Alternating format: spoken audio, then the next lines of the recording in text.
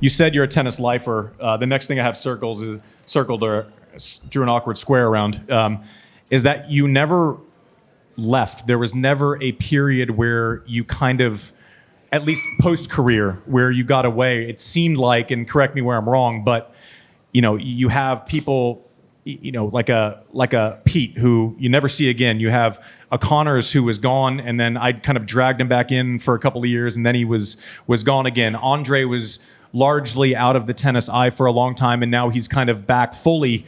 You never left. It seems like you made a Wimbledon semifinal in '92, lost to Andre, and then I want to say maybe even the next year, that year, shortly thereafter, you took your seat as the voice of the biggest matches in tennis. And it seemed like a pretty natural transition. And I was going to say, a lot of people will show up for events, they'll commentate, but you still have your academy. You still care about kind of the micro issues of tennis. You never stopped hitting balls 3 times a week. So talk about tennis, why you're so passionate, why there was no great. I wasn't around tennis for a long time, and I kind of fell in love with it all over again, and I've never been more of a fan of it. You didn't even miss much of a beat, especially kind of the more elite you get. I think the higher likelihood there is that you take a break from it all, right? You get away. That wasn't your journey. Well, I was fortunate that people were thinking ahead a little bit, as it became. There's a saying that I heard Connie Hawkins, the old basketball player, said it, but maybe it was someone else. John, the older I get, the better I used to be. And unfortunately, that was applying to me as the years went on. And at the end of my first as it turned out, the end of my first marriage, I was like, hey, honey, if I don't win this major this year, which was 1992, I'll let you, because she had just, I might want to act again. And we had 3 kids. So, one of us had to be at home. So I was like, it's not looking too good that I'm going to win one, since I haven't won one in 7 years. So I was sort of thinking that, but then we ended up getting separated and divorced. So that next year was really, really tough. It took the better part of a couple years to get through that. And because of the sport of tennis, thankfully, it sort of kept me from, because I was in like a pretty low spot. And it kept me going a little bit. And I had opportunities. I mentioned my late great friend, Vitas Gerulaitis, who I grew up, I was 4 years younger then, but he was like the man in New York. And he was a top 4 player, by the way, and won a major.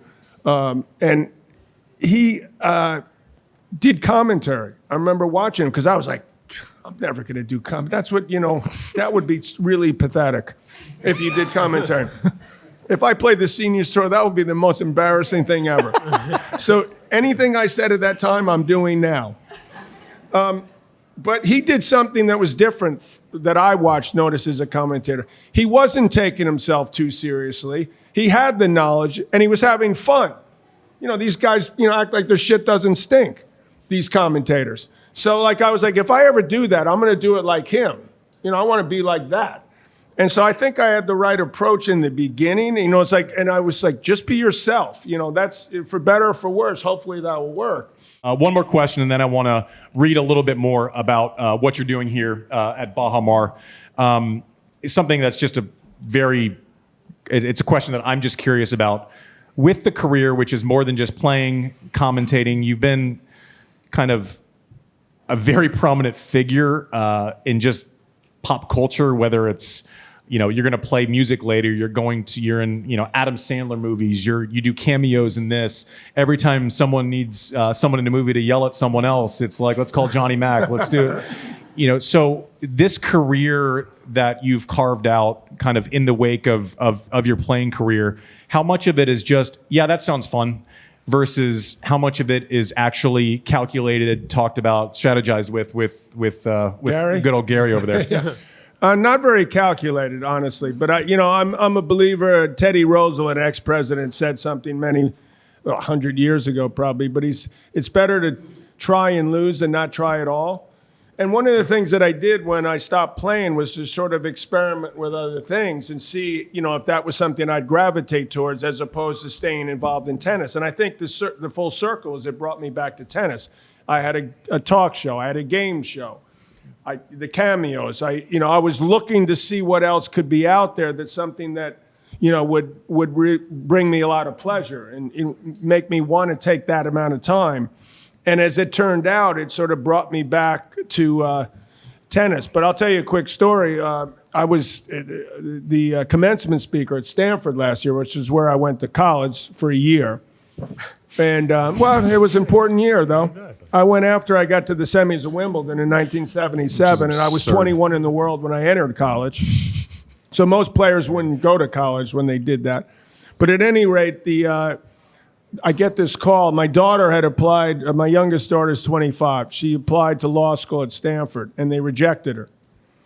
The next day, the head of, the president of Stanford calls me and said, would you like to be the commencement speaker? I'm like, your timing sucks. But the irony is that the senior presidents who have a fair amount of a role in picking who that would be. By the way, I was the first dropout ever to be the commencement speaker and the first athlete, so in 120 years.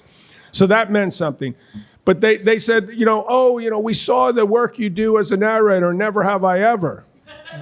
And I'm like, oh, that's nice. Oh, we'd really like to tell you some stories about never have I ever. Could you tell us a few stories now? And I'm like, these people don't even know I play tennis.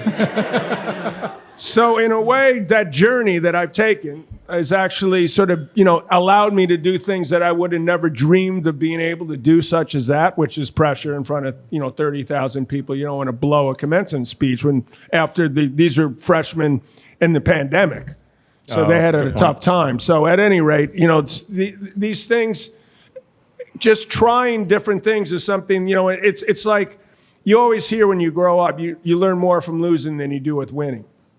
Well, if that's the case, you have to be able to, and let's face it, the number 40 player in the world has a 500 record or something in tennis for the year. So you're losing quite a bit, and most players are losing more than they're winning. So you better be able to sort of figure out, how to do something that'll become more positive when you've lost. So, those experiences, hopefully, and I think they have made me grow as a person and appreciate what I was able to do well. Mac, thanks for being here. I want to give a shout out to Baha for having us. That's the reason why most of us are here. All right. This weekend. I've been lucky enough to be here for and with my dear friend Mark Knowles. Mark Knowles, Children's Tennis Initiative. He's been doing great work here since I had like a 1 in front of my age.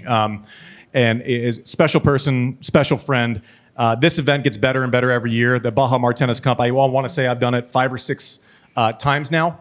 And it just gets better and better. How do we improve what's already great? You bring in people like John McEnroe. You start the John McEnroe Tennis Center at Baha, which is said will be a game changer for tennis in the Caribbean, which is so important, providing state-of-the-art facilities, innovative programming that cater to players of all levels. Mac, why was this important for you to get involved with? Well, I've been involved in my own academy in New York for the past dozen years. And what I've noticed over the last 40, 45 years since I've been on the professional circuit is, if anything, it's getting more expensive to do this instead of less expensive, and there's less opportunity.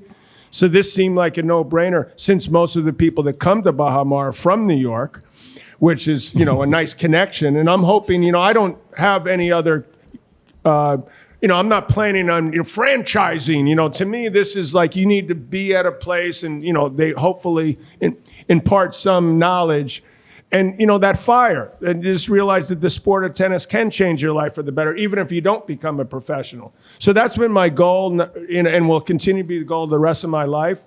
And this just seemed like such a great opportunity for me, just selfishly, because this is a nice place to come visit and bring my family. And also to try to, open the door for people here, and maybe there could be some type of connection between us here and us in New York. So I'm very much looking forward to it. Listen, thank you for being with us tonight. Huge thank you to Baha Resorts, our dear friend Mark Knowles. We wouldn't be here tonight if he hadn't put an idea into motion a while ago. We love you, Mark. Thank you for having us. every year. Huge round of applause. I shot a prayer of an email to Gary Swain, who's Johnny Mac's right-hand man. They responded. I said, "Can you stop by for 10 minutes?" He says, "Hey, we'll do an hour if you'd like." We appreciate you coming on Serve Podcast. JW, thank you. Producer Mike. Sophie, Techie Sean, check a bag next time. This has been Served.